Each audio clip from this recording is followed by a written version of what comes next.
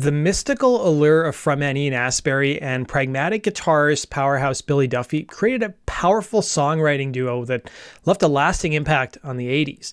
More interested in writing about life's mysteries, money was never intoxicating to Ian Astbury, making him misunderstood not just by the public, but his own bandmates as well. The Cult's first breakout hit not only gave the band some money for the first time, it also divided their fan base, resulting in one of the members being punched in the face.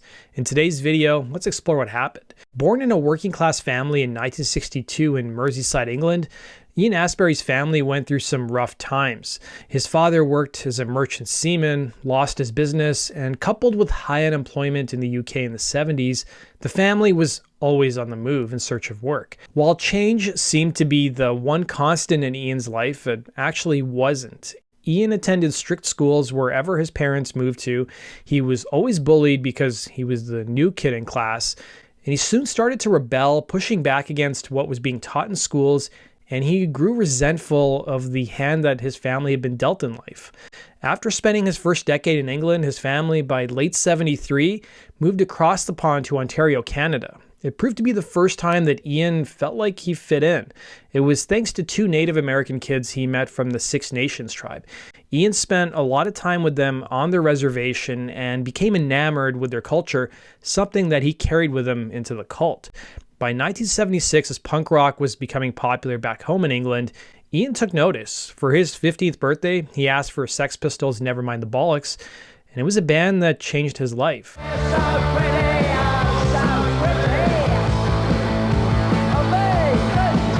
By the time he was 16 in 1977, he moved back to England by himself, working whatever odd jobs he could find, and he lived in abandoned buildings with other punk kids.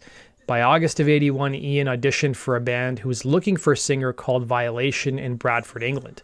Once he took the microphone, he felt like he found an outlet for all that anger he'd pent up so far. Ian soon became the driving force in the band, and they quickly rebranded themselves the Southern Death Cult. The name took inspiration from the Southeastern Ceremonial Complex, a mound-building Native American culture, but it also served as a critique of the imbalance of power in England between the North and South. The band played goth rock and post-punk, and Ian incorporated Native American culture in not just his songwriting, but also his fashion. As you can imagine, his outfits made him very memorable and made him stand out from the rest of the rock and roll frontmen. By 82, the band was playing to bigger crowds and developed a devoted following of fans. It was the same year the band toured with the group Theater of Hate, which featured a 22-year-old guitarist, Billy Duffy. Duffy hailed from Manchester, and he had previously played in a punk band called The Nosebleeds, featuring Future Smith's frontman Morrissey. Billy recalled seeing Ian for the first time, remembering the three guys came on stage and they looked kind of weird and they have this strange tribal kind of sound, no singer. And then suddenly, this guy comes dancing across the stage. He's got bells on his feet and moccasins. We couldn't believe what we were seeing. We were like, who is this guy? Ian definitely left an impression on Billy, but it was following the tour both bands went their separate ways. By the end of the year, the Southern Death Cult were signed with indie label Beggar's Banquet, who issued a single called Moya. It quickly caught the ear of CBS Records, who offered the band a deal.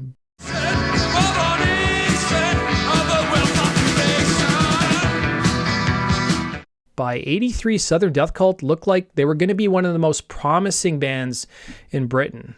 They were dubbed the standard bearer for what later became known as the goth movement, though Ian didn't really like that label. Ian also felt an enormous amount of pressure given how everything was basically coming at the band. He decided to abruptly quit, and he didn't sign that label deal with CBS. He believed that if he had signed that deal, the band maybe would have lasted 6 months, and as he saw it, he wanted to keep playing music for the rest of his life, and he also wanted to branch out musically. After leaving the Southern Death Cult, Ian went to see Billy Duffy and asked if he wanted to form a group, and they did in the spring of 83, originally calling themselves Death Cult before shortening their name to The Cult. Their influences focused heavily on 70s hard rock mixed with psychedelic rock, as well as post-punk. The band issued a self-titled EP the same year that peaked at number 2 on the indie charts in the UK. It's pretty good.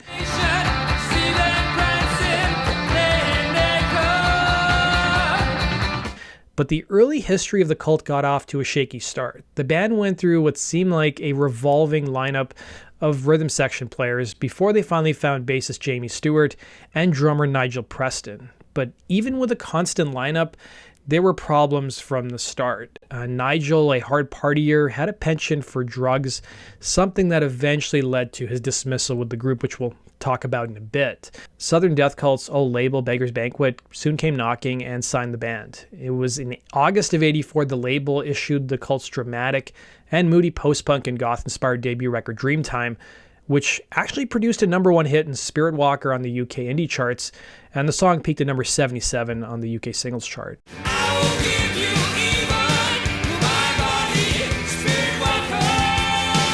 The album produced another charting single in Go West, which peaked at number 90 on the UK singles chart. Go West, your man, go West, your man. Spread your wings and then As for Dreamtime, it peaked at number 21 in the UK. While audiences ate up the band's live shows, critics were particularly harsh against the group. Some in the press labeled Ian as a fraud, questioning his whole persona shtick. As the band turned their attention to their follow-up record, their label was growing eager for the band to write a major hit. Billy recalled to Yahoo, the general atmosphere around the band was that we were doing quite well, pulling decent crowds and doing good business. But there was a bit of pressure on us because we were seen as almost a kind of goth supergroup. There was a lot to live up to, and we had to establish ourselves in our own right. Billy recalled how the band took a meeting with their publisher, and it was suggested initially to the Cult that they should do a cover of Iggy Pop's China Girl.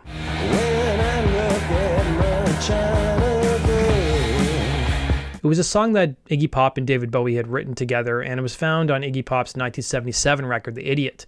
Billy recalled, this was before Bowie released his own version of the song, but we thought, if Iggy can't have a hit with it, why would we? The band instead brought up a song to their publishers that they had written called She Sells Sanctuary.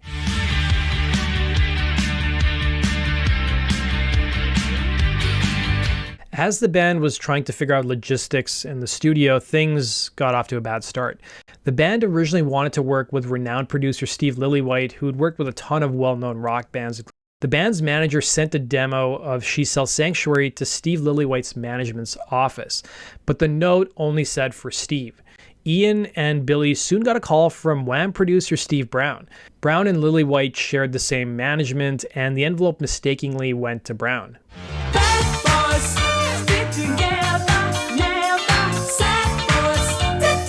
Brown had long wanted to work with a rock band, and the whole mix-up initially irritated Billy, but actually amused Ian. Billy recalled, we got the wrong producer. We ended up with Steve Brown, who had produced Wham and a lot of dance acts.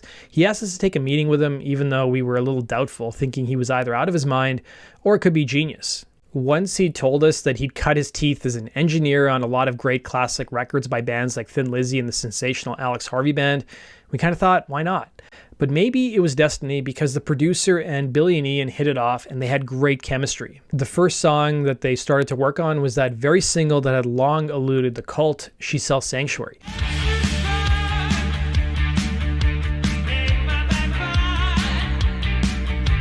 Ian recalled how the song came together very easily, remembering how he took the bass line from the song Spirit Walker, with Billy coming up for the melody, adding, we worked out a vaguely psychedelic guitar sound which seemed to fit it well. We were heavily into 60s psychedelic music.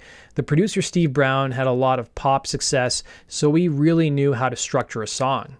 Interestingly enough, though, Duffy gave his version of events, recalling, the first time I played the riff to Ian, he wasn't entirely convinced. He thought it sounded a little like Big Country or the Skids. That's possibly true, given my Irish heritage.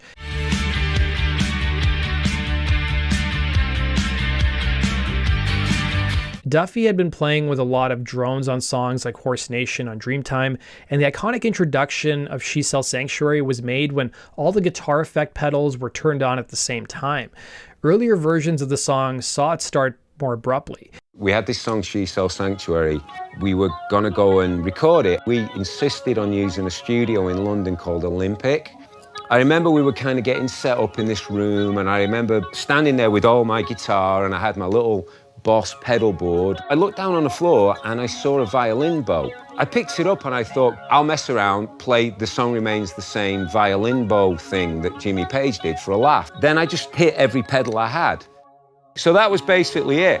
And it was always going to be the middle section of the song, but we just used it as an intro. At the time, the only other thing, there's a big background noise, like this kind of ominous sound, but we set a sound up on that. And then I just played the guitar riff on top of it, and that was it. Billy added, "If I hadn't found that violin bow laying around, we wouldn't have gone there." She Sells Sanctuary was written as a single before the band even recorded their second LP, Love. She Sells Sanctuary proved to be the band's breakout hit. It was released in May of '85. It peaked at number 14 on the UK singles chart, and soon enough radio stations that weren't really synonymous with playing rock music were also spinning. It even charted in America, but not on the rock charts.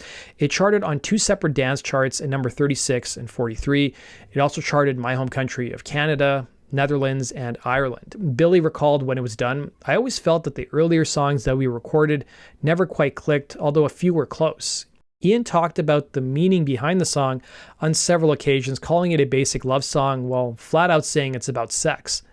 The Cult ended up re-enlisting Steve Brown to work on their second LP, Love, which was cut over 4 weeks in the summer of '85. Love was an album that the band had worked very hard on, spending many long hours and days, with Ian recalling, "We weren't distracted at all from what we were doing.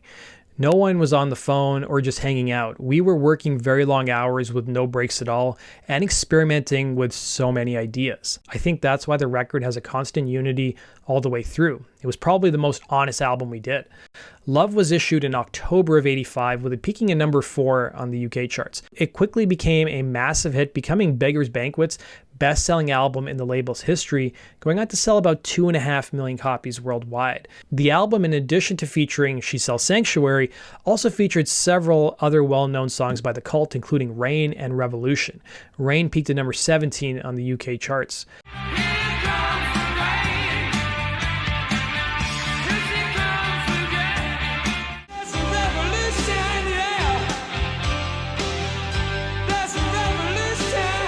For the first time in the band's history, they were actually making good money and playing sold-out shows across the UK. As the band was set to shoot their first big-budget video for She Sells Sanctuary, they ran into some issues. The video cost them about £25,000, but their volatile drummer Nigel Preston was a no-show. He ended up in jail for driving a car that wasn't his, and he didn't have a driver's license on him at the time. So Mark Berzicki of the band Big Country had to fill in for him. But following the video shoot, the band soon realized that Preston had to go. His heroin addiction was making him unreliable. Berzicki ended up being called back in, and he finished the drums on all the songs except Sanctuary, Number 13, and Snake, which was played by Preston. America was a little slower to embrace the Cult, as they didn't have their first charting single on the rock charts until they released their follow-up, the Rick Rubin-produced 1987 Electric, with the singles Love Removal Machine, Little Devil, and Wallflower.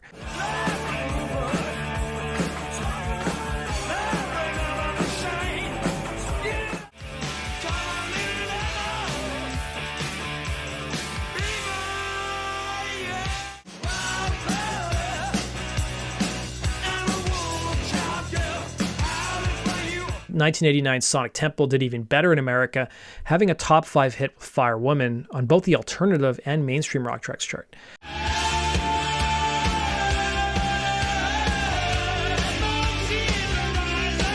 But despite all the success, the band was doing something controversial. Ian told Louder Sound how it was controversial to be punk rockers that loved Led Zeppelin, and then to call their album Love in the post-punk era was also considered suicidal. Ian added, "These things drew a lot of heat from the media, but worse, I still remember going out when She Sells Sanctuary got in the charts and some kid came up and punched me right in the face at a concert. There was so much hatred in his eyes, and all that was because we came from the streets of Brixton. We came from punk rock, and I think this guy saw us as breaking the code by not pretending we couldn't play our instruments or having success."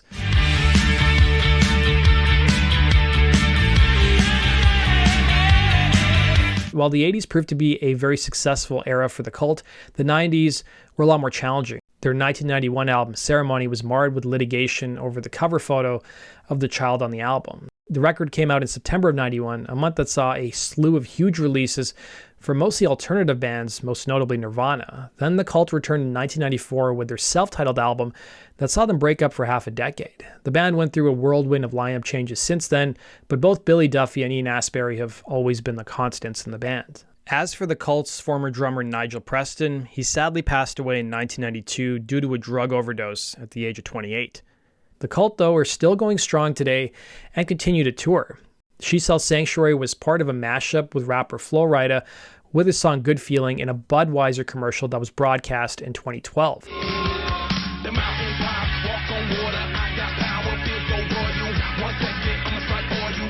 The 1-minute ad celebrates several decades of great times in the US, beginning with the end of Prohibition in 1933. The song has also made appearances in video games, some of which I remember playing as a kid, including Grand Theft Auto Vice City, Gran Turismo 3, and Guitar Hero Aerosmith.